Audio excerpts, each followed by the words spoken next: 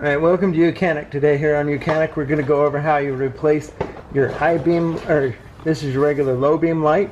There is a clip on how to get access to this. This is the driver's side behind the wheel well, and then you're going to just push the tab here, push and pull down to unlock it, and then just twist the light to the counterclockwise. Go ahead and pull it out. Do our best not to touch this element and not to touch it with our bare hands. But this is an H11, and you're going to get a new H11. Put it back up in here. The tabs will pretty much only line it up where it can go in, like they're bigger and smaller on each side. So you're just going to push it in there, and then you're going to twist it a quarter turn to the right or clockwise, and then take the electrical connector and just go ahead and connect that back up. And that's how you replace the low beam headlight on your Mazda 3.